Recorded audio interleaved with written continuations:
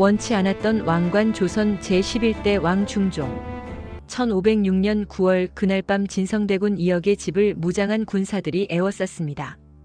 그는 형 연산군이 자신을 죽이러 온 줄 알고 자결하려 했습니다. 하지만 그들은 그를 죽이러 온 것이 아니었습니다. 그를 왕으로 만들러 온 것이었습니다. 조선 제11대 왕 중종. 오늘은 반정으로 왕위에 올라 38년간 혼란의 시대를 버텨낸 왕의 이야기입니다. 연산군의 폭정과 반정의 시작. 중종의 형 연산군은 조선 역사상 가장 잔혹한 폭군이었습니다. 갑차사화와 무오사화로 수많은 신하들을 죽였고 전국의 미녀들을 궁으로 끌어들여 흥청망청 연회를 열었습니다. 장녹수를 총애하며 국고를 탕진했고 백성들의 집을 허물어 놀이터를 만들었습니다. 조정의 신하들은 더 이상 참을 수 없었습니다. 박원종과 성희안을 중심으로 반정 세력이 모였습니다. 그들은 1506년 9월 2일 밤 거사를 일으켰습니다. 그렇게 연산군은 허무하게 왕위에서 쫓겨나 강화도로 유배되었고 장녹수는 백성들 앞에서 차명당했습니다. 조선은 새로운 왕을 필요로 했고 그 선택이 바로 진성대군이었습니다. 떠밀리듯 오른 왕자. 중종은 왕이 되고 싶지 않았습니다. 형의 광기를 지켜보며 숨죽여 살아온 그에게 왕자는 두려움의 대상이었습니다.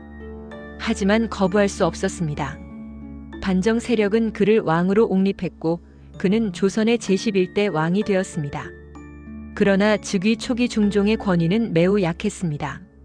자신을 왕으로 만든 반정 공신들이 조정을 장악했기 때문입니다. 중종은 허수아비에 가까웠습니다. 단경 왕후의 비극. 즉위 7일 만에 중종은 첫 번째 시련을 맞았습니다.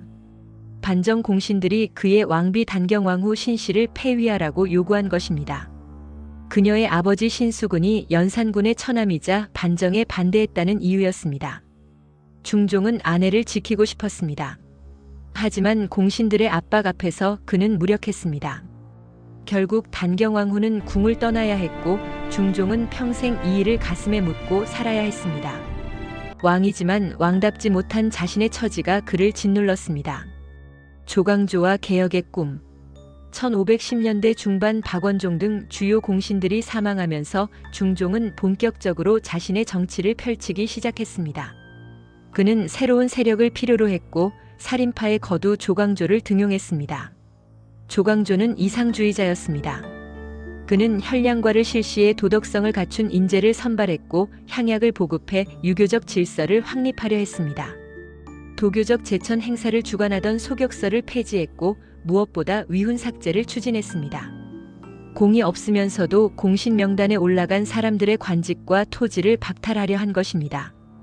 중종은 처음에는 조광조의 개혁을 지지했습니다. 연산군의 폭정을 씻어내고 이상적인 나라를 만들고 싶었습니다.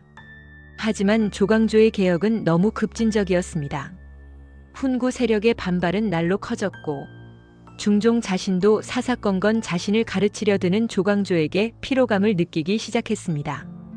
기묘사화 개혁의 종말. 1519년 훈구파는 나뭇잎에 꿀로 주초위왕이라는 글자를 써서 벌레가 갉아먹게 만들었습니다. 조씨가 왕이 된다는 뜻이었습니다. 그들은 이를 중종에게 보여주며 조광조가 역모를 꾀한다고 모함했습니다. 중종은 고민했습니다. 조광조는 자신이 직접 발탁한 인재였습니다. 하지만 훈구파의 압박과 왕권에 대한 위협을 느낀 중종은 결단을 내렸습니다. 조광조를 비롯한 살림 세력을 대대적으로 숙청한 것입니다. 조광조는 사약을 받았습니다. 중종은 자신이 키운 개혁가를 자신의 손으로 죽였습니다. 이후 중종의 개혁 의지는 꺾였고 전국은 다시 혼란에 빠졌습니다. 비변사와 문화적 업적. 정치적으로는 부침이 많았지만 중종은 나름의 업적을 남겼습니다. 1510년 삼포왜란이 발생하자 이를 효율적으로 대처하기 위해 비변사를 처음 설치했습니다. 이는 훗날 조선 후기 국정 전반을 담당하는 핵심 기구로 발전했습니다. 신증동국 여지승남과 이륜행실도 등을 편찬해 지리 지식을 보강하고 유교 윤리를 보급했습니다. 흉년이 들었을 때 백성을 구제하기 위한 구황차료를 반포했습니다. 살인파의 영향으로 성리학적 질서가 조선 사회의 근간으로 깊이 뿌리내리게 되었습니다. 말년의 그림자 외척 정치. 기묘사화 이후 중종은 특정 세력에게 힘을 실어주기보다는 여러 세력을 견제시키는 정치를 폈습니다. 하지만 이는 오히려 김한로 같은 권신들의 횡포와 문정왕후 일가의 외척 세력이 득세하는 결과를 초래했습니다. 특히 중종의 후사를 둘러싸고 장경왕후의 아들 인종을 지지하는 대운과 문정왕후의 아들 명종을 지지하는 소윤의 대립이 격화되었습니다. 이는 훗날 을사사화의 불씨가 되었습니다. 고독한 중재자. 중종은 38년이라는 긴 시간 동안 재위하며 조선의 중기를 이끌었습니다. 그는 연산군의 폭정을 수습하고 사림을 등용하여 조선 성리학의 전성기를 마련할 기반을 닦았습니다. 비변사 설치 등 국방체제를 정비한 공로도 있습니다. 하지만 그는 결단력이 부족했고 공신과 사림 사이에서 갈팡질팡하다 개혁을 좌절시켰습니다.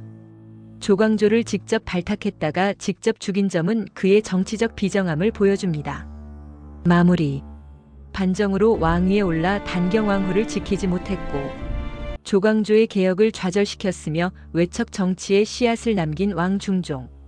하지만 그의 시대를 거치며 조선은 사림 중심의 성리학적 가치관이 완전히 정착되는 전환점을 맞이했습니다. 중종은 조선 역사에서 가장 길게 재위한 왕 중 한 명임에도 불구하고 강력한 카리스마보다는 조정자 혹은 관망자의 이미지가 강했던 왕이었습니다.